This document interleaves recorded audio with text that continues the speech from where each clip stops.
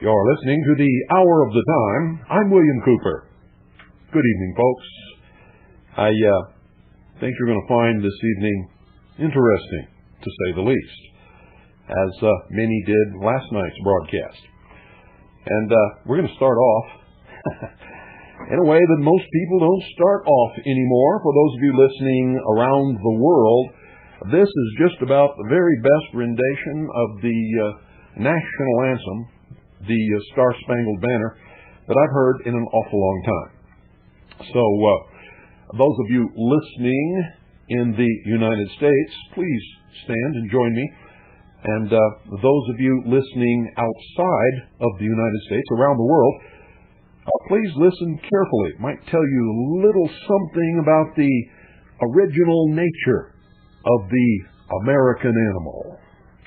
Oh, say, can you see by the dawn's early light what so proudly we hailed at the twilight's last gleaming, whose broad stripes and bright stars through the perilous fight o'er the ramparts we marched were so gallantly streaming. And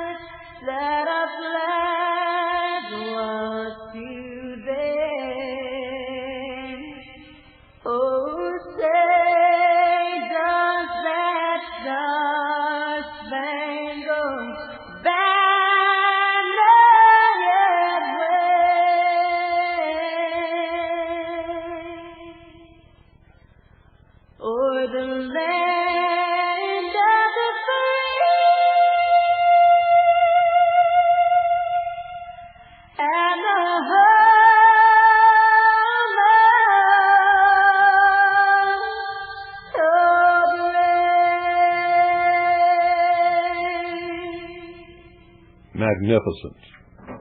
Just magnificent. See if you can do that. I couldn't do it in a million years. I love that song. Did you know that there are people in Congress who would like to do away with the Star-Spangled Banner and replace it with something not quite, quote, so militant, end quote? I don't think that they'll succeed in doing that. But we'll see. The reason I played that at the beginning of tonight's broadcast is I think there will come a day not too far in the future when the playing of that song may be against the law. And many of us may never, ever hear it again if those who wish to bring about their one world, utopian socialist government have their way. And they may have their way. Listen very carefully to what I am going to tell you tonight. The world economy is not getting better, ladies and gentlemen. It is becoming much worse. Everyone in the world is aware of this except for the ignorant citizens of the United States of America. People listening to this broadcast around the world already know most of what I am going to tell you tonight that you haven't even got the slightest idea is happening.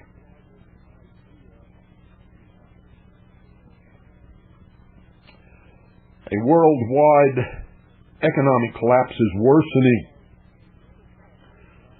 Hong Kong just registered its worst ever decline in growth, admitting a state of widening recession. In fact, it was the first decline in growth in Hong Kong's entire history. They are in recession. Japan has recently admitted a severe recession. Many financial institutions and banks in Japan have failed. Indonesia has declared a full-blown recession with rioting everywhere. That government may come down. Russia is in total, listen to me carefully, total economic collapse, with banks closing each and every single day. Not one bank or two banks, but banks. The government is weak and vacillating. They have no plan. The people are calling for a return to communism. The military is in a near state of rebellion due to no pay for well over 1 year. And discarded rubles literally are blowing in the wind through the streets. Around the world, ladies and gentlemen, the news is very, very discouraging. The United States has just admitted a decline in the rate of growth, with experts predicting recession in 1999. You have to look hard to find it, but it's there. Housing starts in the United States are down 9% and falling. The United States trade deficit is in the worst in its history and getting bigger every day. The entire world, ladies and gentlemen, is on the brink of the worst economic disaster in history, with absolutely no relief in sight. That's the reason that President Clinton recently made his trip to Asia and other countries. In May of 1997, I predicted on this broadcast that the Dow Jones Industrial Average would fall over 500 points on the New York Stock Exchange on October 24th, 1997. I further predicted that it would herald the beginning of a worldwide economic collapse, which would hit Hong Kong and most other Asian nations hardest, spreading to Japan and then to third world nations worldwide. I predicted it would take a year to begin its worst effects in Europe and the United States, and every single one of those predictions became real, on schedule, exactly as I had predicted, exactly on the dates that I predicted them.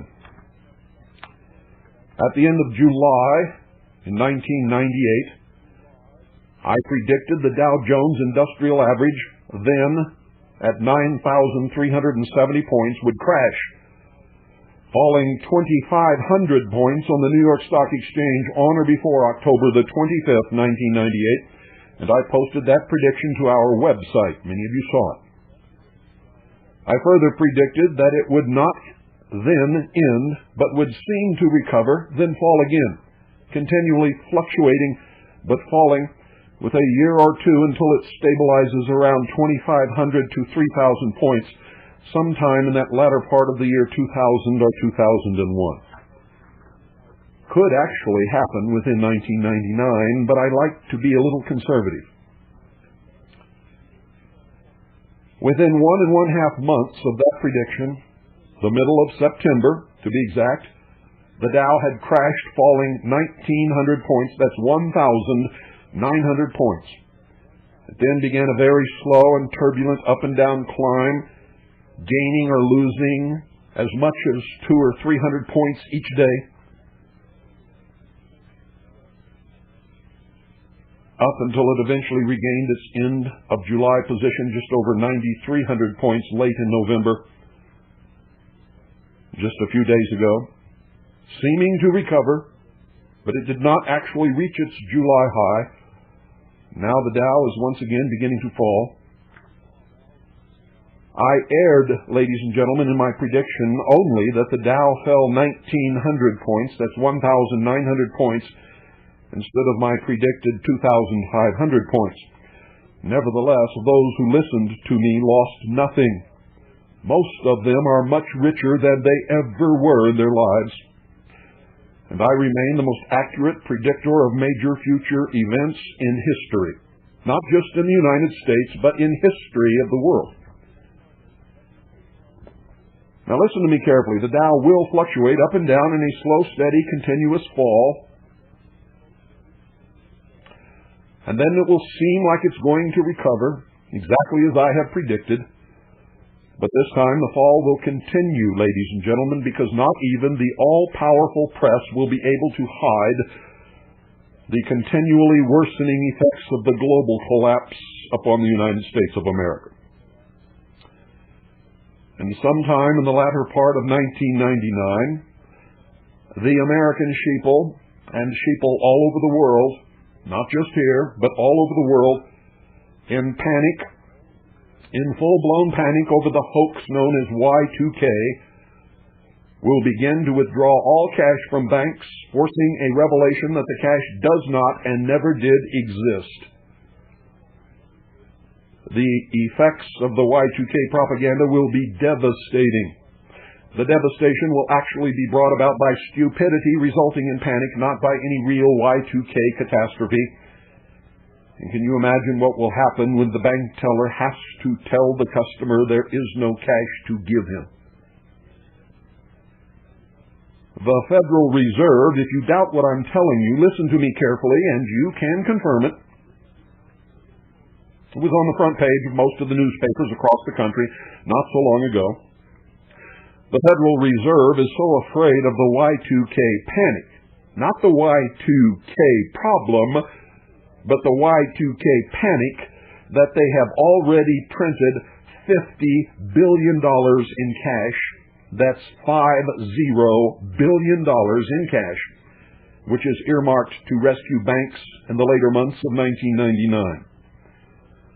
Unfortunately, ladies and gentlemen, it is only a token gesture, as $50 billion will not even remotely be enough if the panic consumes the population of this country and of many other countries around the world. The Fed could not print money fast enough to satisfy such a demand.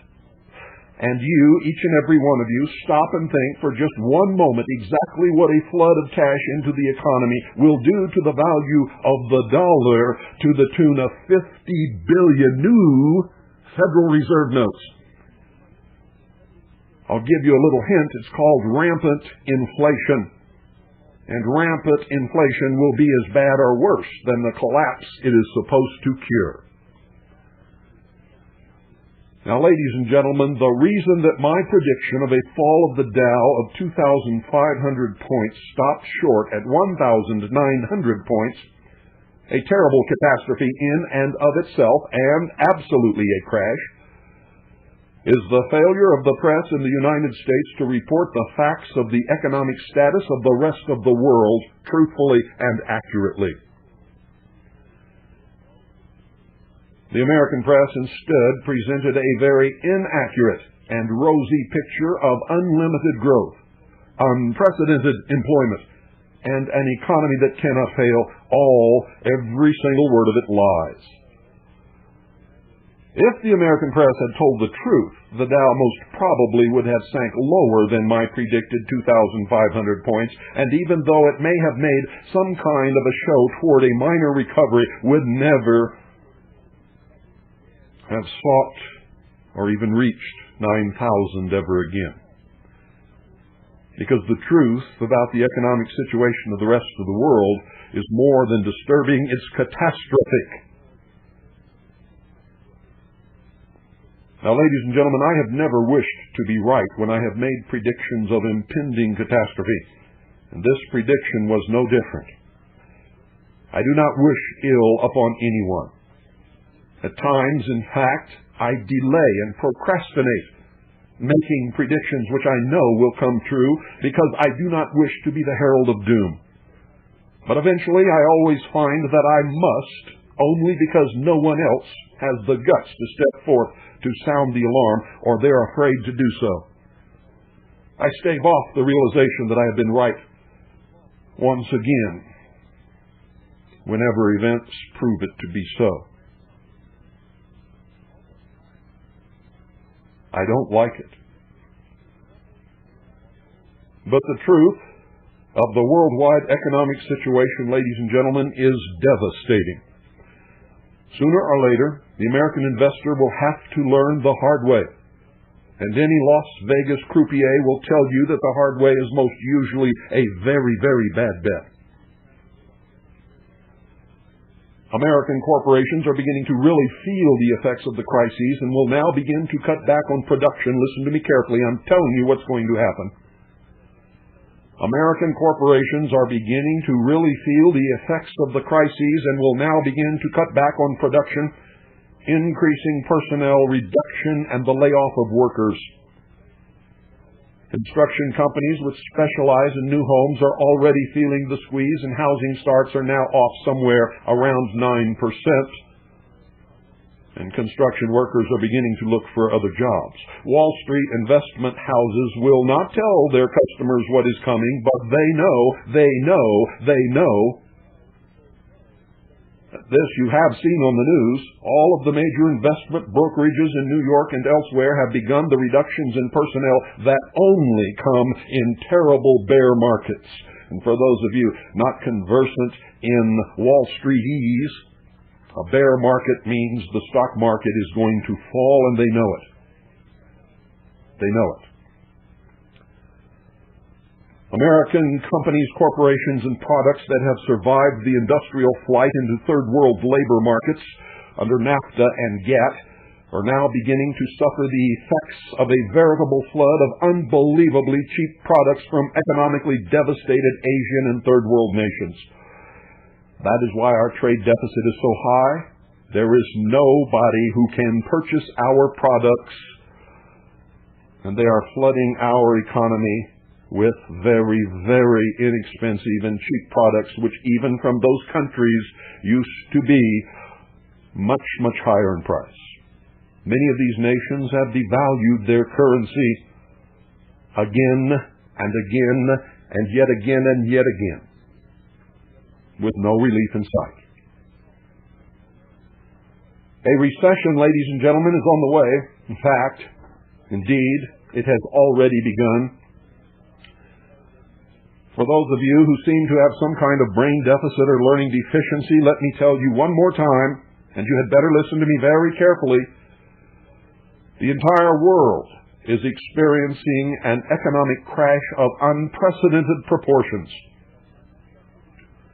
You are being lied to on the communist news networks. The entire world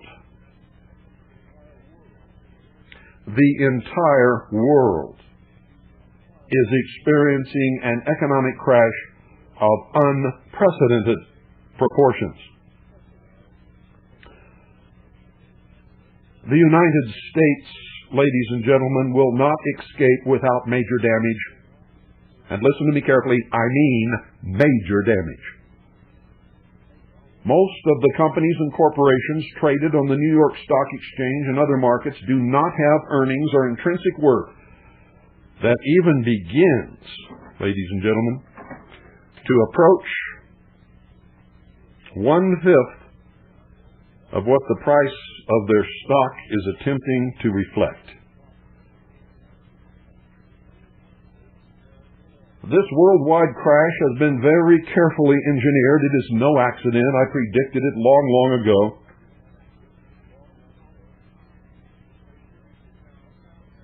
And just in case you missed it, so have many others. The purpose is to cement the economic structure of world government by eliminating eliminating the International Monetary Fund, replacing it with a World Federal Reserve banking system headed by a board of directors who will oversee and control the entire economy of the world. Most of you have been reading bits and pieces of this in the newspapers, but you don't know how to put the pieces of the puzzle together and see what I can see clearly. It is no secret they are not withholding any of this from any of us, except the actual condition of the crises in the rest of the world is not being presented accurately or truthfully to the American people by the American press. It is being intentionally concealed in order that they may make it happen, that they may, as we used to say in the Navy, make it so.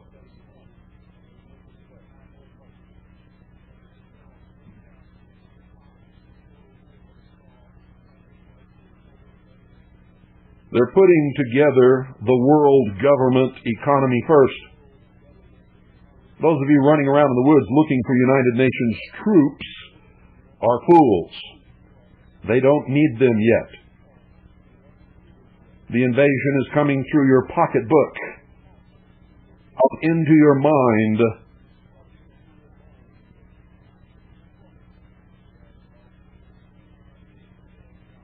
Y2K is a tool of this invasion. They're cementing the economic structure of the world government. They will eliminate the International Monetary Fund, and they will replace it with a World Federal Reserve banking system headed by a board of directors who will oversee and control the entire economy of the world. When that happens, world government is a done deal. With no shots fired, with no invasions having taken place, and for those who happen to understand what is happening or what has happened once it has happened, and attempt to overturn it, that is when you will see United Nations troops. But only if the military forces or the government federal police force, which they are cementing all across this country and in all the countries of the world, cannot handle an attempted restoration by patriots of constitutional Republican government.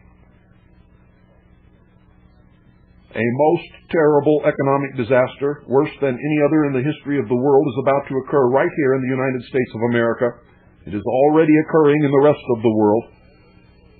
It will further the goals of the Socialist Communist Internationale and bring about the Illuminati's dream of a world utopian totalitarian government. It will. There is no organized body that has the capability at this time to do one iota about it. And even if they did, they wouldn't have the guts to do what is necessary.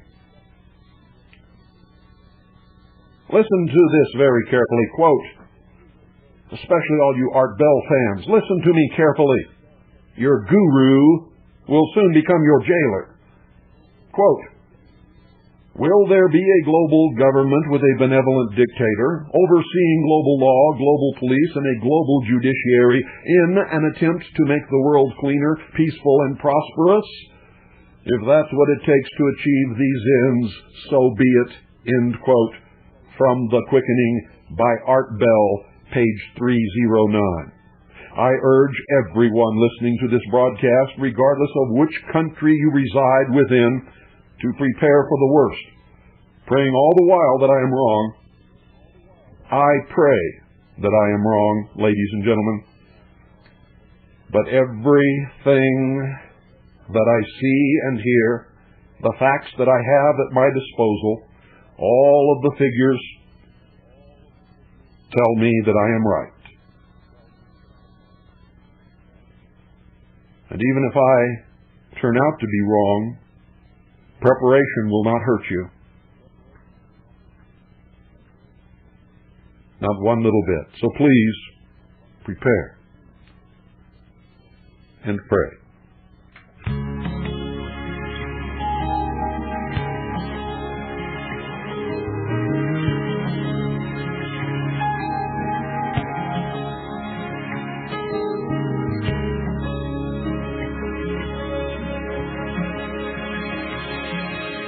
God bless America, land that I love.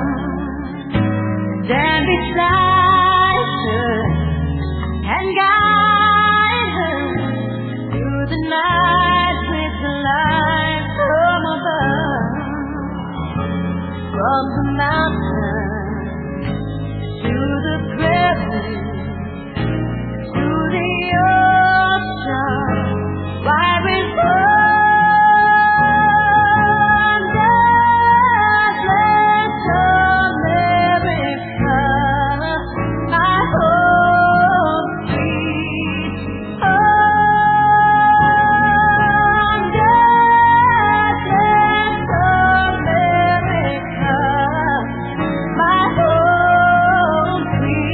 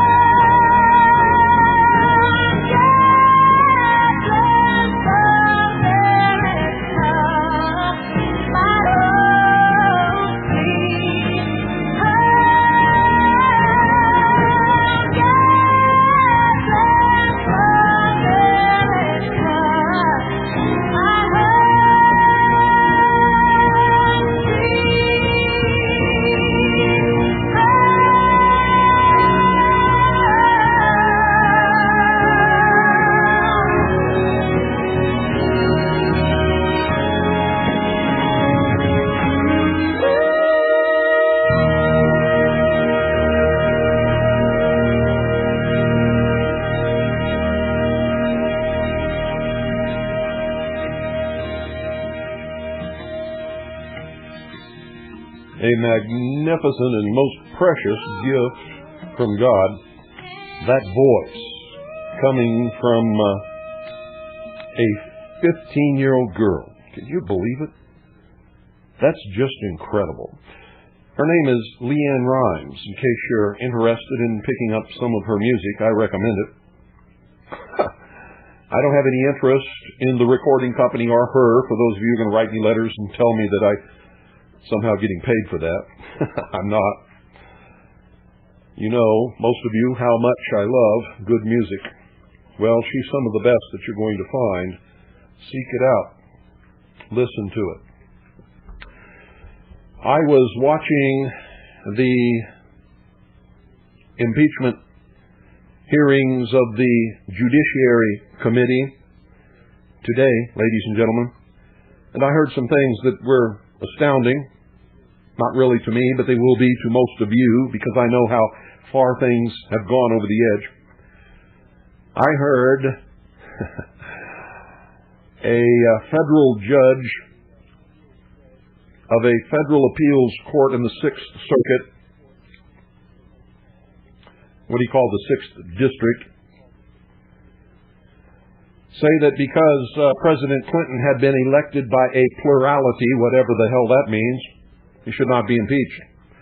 I also heard the same judge say later that because President Clinton had appointed black citizens to the bench of the 6th District Court, that he should not be impeached. Makes no difference what crimes he may or may not be guilty of. I heard one congressman talking about the fact that real Americans understand the Constitution. Real Americans understand the definition of impeachment and what a president should or should not be impeached for. Real Americans understood that a lie is a lie. Real Americans understood that perjury is perjury. It is a felony, not a misdemeanor, not something that exists in shades or degrees of seriousness or non-seriousness.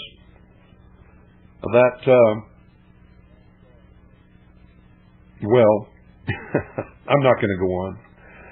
And then I heard Alan Dershowitz, the Harvard law professor, or the Harvard law saboteur is really what it is, call that congressman a racist, stating that the term real American was a code word for racism. Watching those hearings is enough to make anyone sick. It's as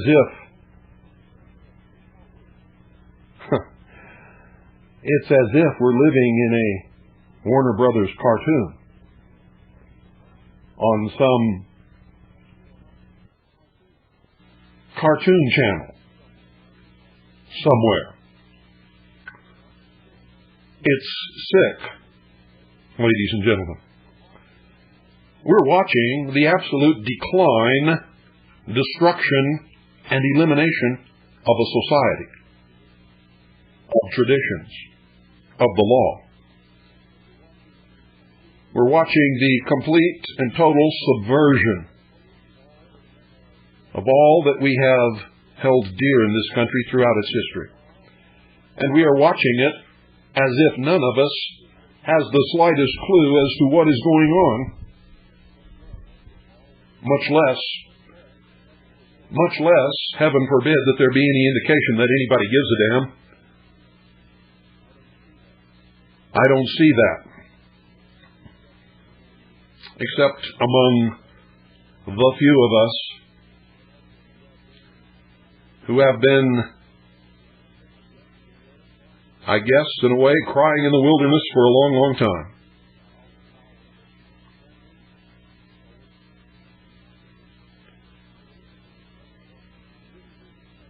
This is really very sad, ladies and gentlemen. I have temptations to break out in exuberant laughter when I see what's happening on C-SPAN in Congress. And I would if I didn't understand exactly how really tragic it all really is. It's not funny. In fact, it is extremely dangerous. Extremely dangerous. These socialists are trying to build William Jefferson Clinton into a dictator above the law, not subject to the law, and I can tell you if that happens, if they get away with it, that's exactly what he will become, and there won't be any elections in the year 2000. There will be a declaration of martial law based upon the collapse of the economy, which many fools out there, trumped up into a complete state of hysteria and panic by the Y2K doomsayers, will bring about. All the while believing that they are loyal Americans just looking out after their own interests. But that will not be the case, I can assure you. You will participate in your own downfall. You will. You cannot imagine how angry people become with me simply because I tell them the truth about Y2K and tell them what the real danger is. And these are people who call themselves patriots. They're not.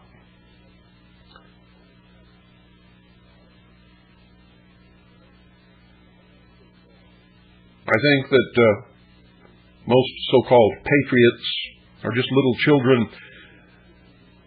quickly skipping from adrenaline rush to adrenaline rush because they're addicted to it, and maybe for no other reason. It gives them something in their life that is lacking, excitement maybe.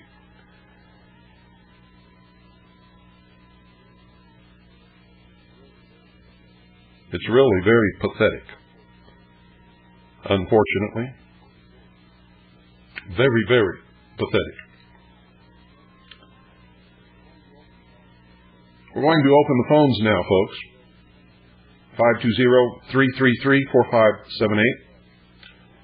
And while we're waiting for that to happen, let's hear again.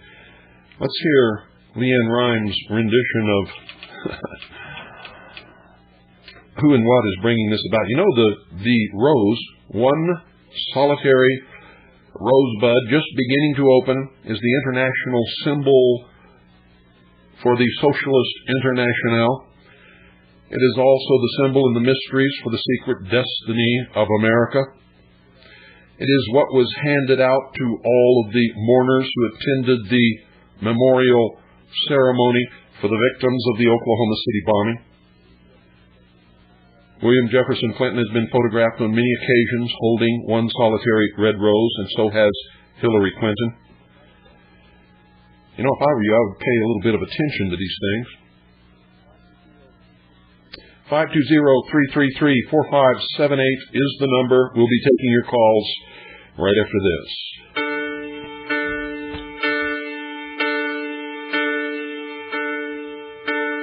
Some say love, it is a river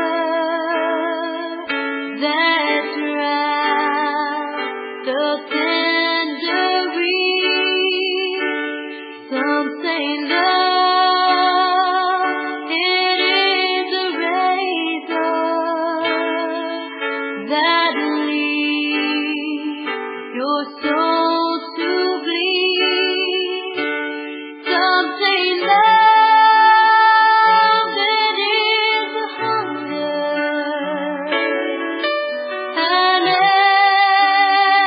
endless aching need. I say love, it is a flower, and you, it's only seed.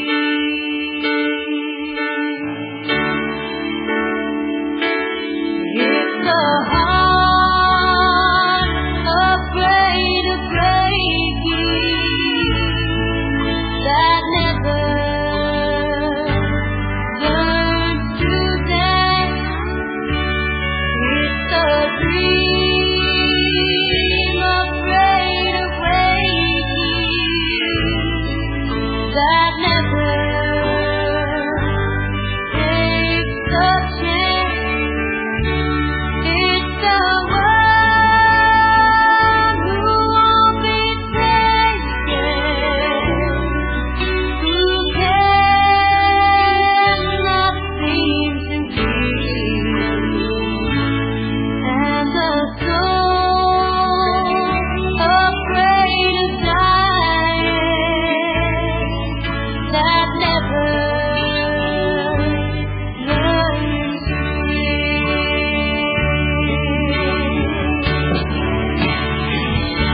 and the night has been too lonely, and the road has been too long, and you think that love is only for the lucky and the strong. Just remember in winter, far beneath the bitter snow, lies a seed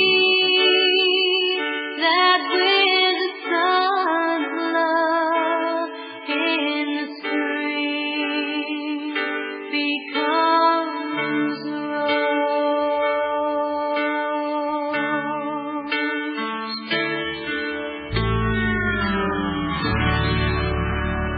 And there you have it. Good evening. You're on the air. Yes, hello, Mr. Cooper. This is Virginia over here in Texas. Hi. I wanted to thank Pooh for her Thanksgiving program. That was absolutely wonderful. Oh, I was just so proud. I was bursting. And for all of those of you who may have thought I was in here with her, I wasn't anywhere near this studio. She and Allison did it all by themselves. I think Doyle was sort of lurking around in case they got into trouble. As far as I know, they didn't. I was in the house listening to the radio with Annie, enjoying it, which was her intention in the first place. Well, she did an excellent job, and I thought that was delightful. I'd like to ask briefly, I heard you, I think, say something through the, I have a hard time hearing you, and the programming and everything over it. Mm-hmm. And you said something about the Y2K, basically, I would put it like, say, maybe a crock. I've said it many times over this broadcast. It's a hoax. Oh, okay. It's a complete hoax. There is a Y2K problem. It's solvable. It's not mysterious. The whole world is not going to come to a halt. Most of the computers have already been reprogrammed and fixed and are working properly. The ones that are still in a state of being updated will probably make it on time. And for the ones that don't, they're not going to cause the whole world to stop or the sky to come falling down. What will happen is they will all of a sudden realize that they should have taken care of it a long time ago, and it'll be fixed in 5 hours, I guarantee. Okay, thank you so much. You're welcome. Bye-bye. And for all of those of you who have been hearing from the Y2K doomsayers that the 555 chip is a clock chip and can't be fixed, they are liars. For all of those of you who have been saying it, I am calling you a liar to your face on the air. That chip is not a clock chip, does not have a clock function. All it does is the same thing that a metronome does on a piano. It provides a steady beat. That's all it does. Has no clock function, does not recognize the change of days or months or years or hours, period. You are liars. Simple as that. Now, all of you listen to me. I wouldn't say this if it were not true. It's not an easy thing to do, to call somebody a liar. It's not something that I like doing. But these people are drumming up hysteria and panic. The 555 computer chip is not a clock function, has no clock function, does not recognize hours, minutes, days, months, years, or anything. All it does is this. Until it dies. That's all it does until it dies. Provide a steady beat. Period. No ifs, ands, or buts. Everybody who's been telling you that this is a clock function chip that can't be replaced or fixed is a liar. Clear, plain, and simple, they are liars. Okay? 520-333-4578 is the number. Good evening, you're on the air. Yes, Mr. Cooper. Yes, sir. Do you have a short list of things that people might want to do to, let's say prepare for maybe the chaos that's going to come out of this hysteria regarding the financial collapse in Y2K? Well, I'll tell you what, if people keep drumming up the hysteria over the Y2K, a financial collapse is absolutely certain, because guess what all these people are going to do? What would you do? Well, I'm already wondering what I should do. I'm thinking of having my house paid off, paying off my house so I don't have any debt. If the bank's computer system was going to come to a halt, why would you pay off your house? Well, I'd hate to be in a situation where somebody wants to kick me out of my house and the banks will repossess all this debt-laden property. I see people up to their earballs in debt all around me, Bill. But you're not putting it all together. If their computers won't work, how do they know who's up to their ears in debt and who's behind in payments? So what do we do to protect whatever assets that we have if this collapse comes about? What should we do? Well, it's a little late for that. I mean, we've been telling you what to do for many years, and now all of a sudden you believe there's going to be a Y2K problem. Everybody wants to know what to do. You do what is common sense to do. You protect yourselves. For instance, we only have bank accounts simply because sometimes we have to cash checks. And you'll notice that last year we stopped accepting checks. We only accept blank money orders or cash, or gold or silver coin. And that's all we'll ever accept. there is not more than a couple of $100 in any of our bank accounts. Never will be. Well, let's say that we do have assets that we could have in a bank or a money market fund or whatnot. Are these things going to be safe in this? They're never safe in paper. Paper is nothing. Paper is exactly what you see. Let me give you an example. Do you have a wallet? Yes. What denomination bills do you have in your wallet right now? There's probably a 20, a 10, maybe a couple fives, singles. There's a little bit of everything in there. Pull out a 20 and a 1 and lay them out in front of you. This is really, all of you listening in the audience can do this. Pull out a $20 bill and a $1 bill if you have them. If you don't, pull out a 5 and a 1. Doesn't matter. I don't have my wallet in front of me right now. Okay, but conceptualize them. Pretend, look at your table wherever you're sitting and pretend there's a $20 bill and a $1 bill lying there. Please tell me the difference between the two. Oh, there's $19 difference. Where? Show me the $19. Isn't it true that there's two pieces of paper there? Yeah. One has a number 20 on it, and the other one has a number 1 on it. Other than that, the two pieces of paper are exactly the same. Right. Are they supported by anything? Yeah, you got a point there. Well, are you saying that? I absolutely have a point there. They're worthless. They are absolutely worthless. The value is in your mind. They have taken and destroyed our real money. They have taken the backing from our currency, and now it's no longer currency because currency must have something of intrinsic value for which it is exchanged and backed by. Okay?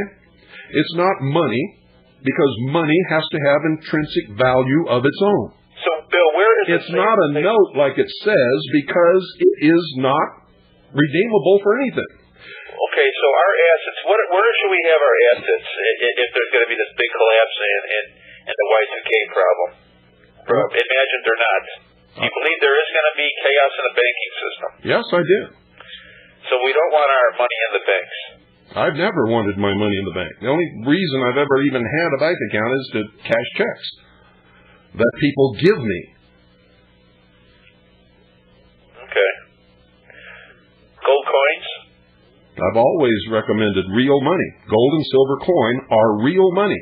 Have always been recognized as real money throughout the history of the world. And today, 1 ounce of gold will buy exactly the same number of loaves of bread that it would in 1000 AD or in 1000 BC. Right. Well, I agree with you, Mr. Cooper, that there's big changes ahead, and it just seems like it's all the pieces are going to fall in place. And I think a lot of people in America are lemmings. They're just not seeing what could be laying out there in the future. Here's what the Illuminati have to say about that, the people who are pulling the strings. A nation of world or people who will not use their intelligence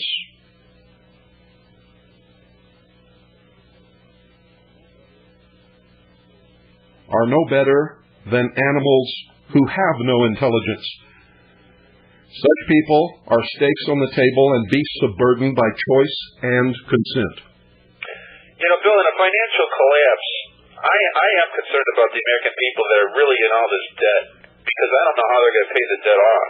They got themselves into debt. That's why all of these small farmers that lost their family farm, they blame the government for that, but the truth is, the blame lies with them. They got greedy. The government went out and said, hey, we're going to give you all this money. Of course, you have to put your farm up for collateral. And they all knew, and still know, that every once in a while they have a bad year. That happens with farms. No matter how much money you have, or how much you invest, or how much you fertilize, or what, you have a bad year from time to time. Yeah, there's a lot of good parables in the Bible about staying out of debt and keeping yourself yeah. See, they had a good slave. They had a good $2,000 Ford tractor that worked. They still work today. Made back in the 20s and 30s. These tractors are still working today. They're probably the best tractors ever made in the United States of America. But they just had to have a $100,000 John Deere. And Bill, we have all these banks merging all over the world. There's probably only going to be a handful of banks coming out of this, and they're going to have the hold the notes on all these properties all over the world with people that are up to their earballs in debt. And in a collapse, the banks are going to own all this property. I've always said that. The New World Order economy will be a cashless system where people are shackled to computers in a never-ending system of debt. Well, it certainly looks like we're headed in that direction. You better believe it. Okay, Bill. Nice talking to you, and let's hope that all of your listeners here can somehow get their houses in order before all this happens. I hope they do too. But I've been trying to warn them about this and tell them what to do for years, and of course nobody was interested in that. But now all of a sudden, a lot of people are, and it might be too late. Well, things are looking shaky around the world with the economies, and I just think the American people have got their heads in the sand if they don't think that there's going to be ramifications eventually. Yep, there sure will. Look at what happened in the Soviet Union after the Bolshevik Revolution and the communists came to power. Socialism, that is. It wasn't called communism until much later, but the socialists came to power under Lenin. Take that as an example of what might happen in this country. Right. And the old order out of chaos certainly seems like, those that believe in that slogan, order from chaos, they're going to have a field day with this Y2K in the year 2000, Millennium Madness and whatnot. And couple that with financial collapse, they're just going to bring all the change they've ever wanted to the world. Well, they're already having a field day. For instance, they're already planning to recap the Pyramid of Cheops in Egypt with a cap of gold. And they're planning the Millennium Ceremony. And guess what? The United States Army has already designated and handed out orders to troops who will be moved over there to guard the perimeter so the Illuminati can have their great capping of the pyramid ceremony, which signifies symbolically the completion of the great work, the bringing into fruition of the socialist utopian world for which they have worked so diligently for thousands of years. Yeah, and now if we do have an election, if we even do have an election in the year 2000, we're going to probably get to choose between Mr. Green Jeans, Al Gore, or one of George Bush's sons. So that's no choice at all. We're getting the New World Order any way you look at it. That's right. It won't matter who's elected. They'll be ruled and manipulated by a council of so-called wise men who are really ruling in the background. That's what's happening right now. What I find almost hilarious is we got this wrestler now who belongs to this New World Order wrestling team, Hulk Hogan. He's saying he's going to run for president. So we're going to have about 3 New World Order. That's a publicity thing. It'll get a lot of fans into his wrestling matches, and he'll make lots of money. Yeah. All right, Bill. You have a good day. You too. Thanks for calling. 520-333-4578. Well, we're having some good conversation tonight. Good evening. You're on the air. Hello, Bill. I can barely hear you. Are you on some kind of roam phone or something? No, I'm talking right into the phone. Well, you need to put it right in front of your mouth and scream then. All right, I just have one quick question. Okay. In a month, the Eurodollar is going to become a reality. I just want to know what kind of effect that is going to have on the U.S. dollar and our economy. Well, if the Eurodollar becomes a reality, in fact, it could have a real bad effect upon the dollar, especially if people place more faith in a united Europe than they do in a united states of confusion and moral ruin. Is it true that it's going to be partially backed by gold? That I don't know. We'll have to see. I've heard all kinds of stories and tales, and I've read their official pronouncements, but we won't know until it actually is issued and they have to tell the people what makes it worth what. Okay. If it is, then it means the end of the dollar. I understand. Because the dollar is backed by nothing. Absolutely nothing. Okay, thank you. It's not even worth the ink that's printed upon its face. Thank you for calling. 520-333-4578. Yeah, that little test of putting the 1 next to the 20 is a good one, folks. That'll wake you up real quick. It'll show you that the value of the Federal Reserve note is in your mind and nowhere else. Good evening. You're on the air. Hello, Mr. Cooper. Hello. I have first of all, I have a quick quote. It's from Rothschild, one of the first bankers. One of the first bankers, and of course his sons that took over Europe, basically, around the time of Napoleon. But he's quoted as saying, as long as I control a country's money supply and making their money, I don't care who it is that makes their laws or governs their country. Yeah. And I thought that was rather interesting. Now, I know you're no financial advisor, and it's not that I believe in the hoax of the 2YK, but for instance, and this might be too technical to ask you, but say if you have a 401k and now you say, there's going to be a collapse because of what's going on.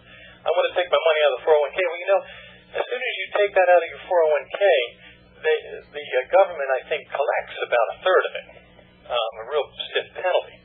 Is this something you just have to bite the bullet, or are there other ways you can get around stuff? I wouldn't bite the bullet. I would go in and prove to my employer within the law where he has no right to withhold any of my money or give it to anyone, and if he did, I would sue him. But when you cash a 401k, I think it's the government that does it. The government? What government? This government. Which government?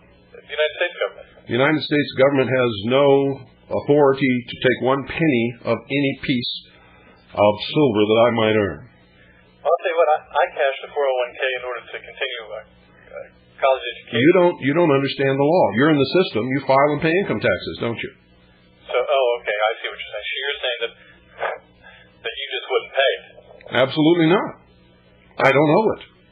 They can't prove to me that I owe it. I've spent years and years trying to get them to show me their authority to do it. And they can't because it doesn't exist. Yeah, you must have that's good, but there are so many people I hear about when they try to go against the IRA or IRS. It's like the IRA. It's because they don't understand the law, nor do they apply it, nor are they willing to take the courage of their convictions as we are. Right now, the IRS has warrants issued for my arrest and the arrest of my wife. You're kidding. I'm not kidding you one bit. But we have the courage of our convictions. We've drawn the line in the sand. So what do you do to keep them from being arrested? We have proven to them within the law that they have no authority over us, that we are not liable to file or pay the federal income tax, that they have no authority or jurisdiction within the territorial boundaries of the state of Arizona, that they have no authority to come on our property and arrest us or harass us or do anything else, and that while we are not murderers or thieves or in rebellion or revolutionaries or anything else, if they come and try it, we will defend ourselves with every means at our disposal, including firearms if necessary. And we will not submit to their tyranny, not now, not tomorrow, not next month, not ever. Very interesting. I think it might go back to that other program you had where you had FM that broadcast within the state, and where you showed that by using a specific law that the FCC has no jurisdiction within the state. They have no more jurisdiction than is what is granted to them in the Constitution for the United States of America. Most Americans have never read that document. They have no idea what world they're living in. They do not understand or apply the law, and they allow themselves to be ruled by despots willingly and voluntarily, and they pay tribute every year on April the 15th to their masters. And I was going to say, other people that were in your situation, they used the First Amendment and lost, so I think, in other words, you have to know which law to use. Absolutely. You have to know and understand the law. To the point, yes. I'll have to get my wife to go to law school, I think. You don't have to go to law school. That's the worst place to go. They do not teach these things in law school. In fact, the Constitution is not required reading in any law school in this country. Did you know that? I actually checked. I phoned them up and asked for a copy of their reading list. Guess what? Constitution is not on it. My God, that makes sense, doesn't it? Certainly does. I mean, it makes sense when you see what's going on. Yes, it does. Well, thank you, Mr. Cooper. And you're welcome. I look forward to the rest of your show. Yeah, okay. Bye-bye. Thanks for calling. Well, that's it, folks. Good night. And God bless each and every single one of you. And at least I think it's time to go. Good night, folks. See you tomorrow night. Amazing grace, how sweet the sound that saved a wretch like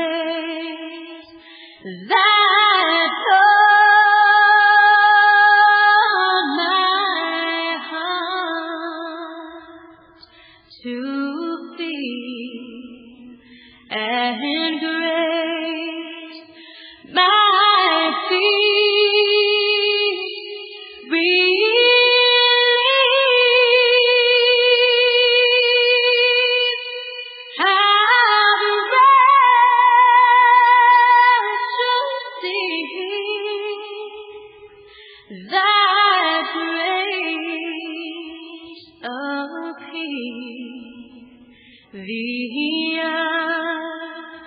I first believed when we bear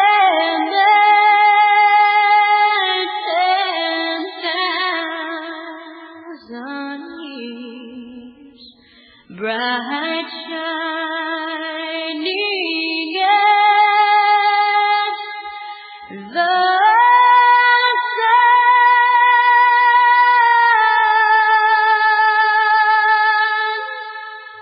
We've known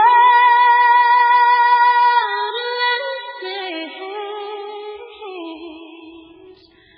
to sing God's praise, then